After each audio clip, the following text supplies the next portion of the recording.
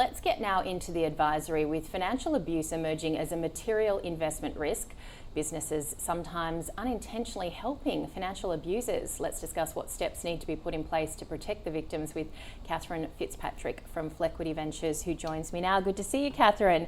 What is financial advice, and I guess why should investors be worried here? Yeah, look, financial abuse isn't just a social problem, it's actually a systems problem, and it's where somebody uses money to control another person. And unlike physical violence, it really shows up through the misuse of products and services, which is why investors should be worried about it, because it's a foreseeable risk for businesses to know that their bank accounts, their loans, their energy and water products are being misused. So we talk a lot about consent in a lot of other areas in life. We should probably be talking more about financial consent too. What is it exactly? Yeah, absolutely. You know, we're teaching young people about how you ask for consent when it comes to sex. Oh, I said sex. So what it is, how you ask for it, how you give it freely, and how it's very informed, and you might even want to take it away at a point. We need to have the same conversation about money and shared bills, because actually one of the most important consent conversations is just in these ordinary ways that we might set up our bills and our accounts. So you've got here some of the things that cover financial consent. So it's an informed voluntary agreement between the people involved. It can cover these shared accounts, debt and access to money. How significant does money sort of change the shape and power of relationships? Well, if you're having the open conversation about what's mine, what's yours, what's ours, it's great. It's just like any other shared agreement. But if you're not having those open conversations, then unfortunately when or if the relationship goes sour, the access to money can be used to manipulate somebody, to control them, or to saddle them with a debt that means they can't ever leave, they can't ever start again. So it's a really critical form of power and control. And it's just happening through the everyday decisions we're making about money and bills. So to sort of counter that, you've launched the Respect and Protect campaign. What is this? So this is a campaign to encourage businesses to put in their customer contracts, if you misuse our products for financial abuse, there'll be consequences. We might send you a warning, we might close your account, we might report you to law enforcement.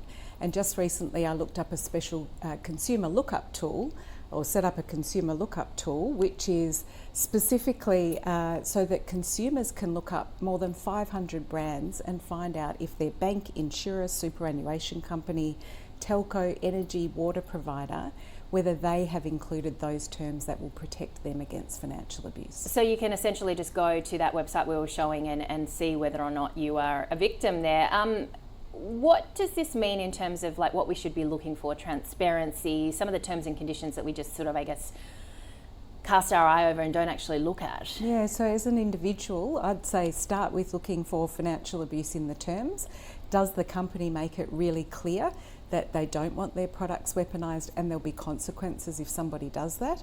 As an investor, you should be thinking about this as a risk management issue, because if a company is not looking at the risks of their products being misused to cause harm, there's potential reputational damage, there's consumer harm, and regulators are starting to get interested. We've already seen that in the tech sector, in the energy sector and water sector. We're starting to see it more in telco and financial services. So by design, what is financial safety? What are the key things that we should be doing? From a business perspective and the companies that you might be dealing with, they should recognise that their products are being misused. They are and they will be misused.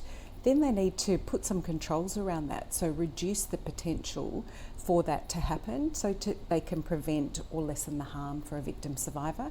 And the third part of that is make it really clear, set the expectation for your customers about what is acceptable behaviour. And from an investor point of view, what should particularly sophisticated investors be looking for here? Investors need to understand that this is the evolution of a safety culture, and this is risk management 101. Obviously businesses are managing both employee risk and workplace risk. They're also looking at operational risks and how they're managing their financial risks. Now they need to think about what are their products and services safe for people in unsafe situations.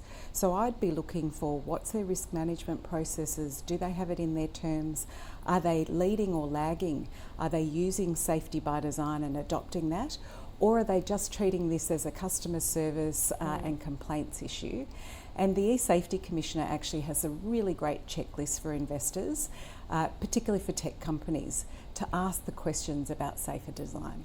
And tell us, given as well that it was just recently International Women's Day, how much financial abuse can negatively affect females in particular? I mean, the biggest growing cohort of homeless people is women over 55. Yeah, unfortunately, we know that this is a really hidden problem.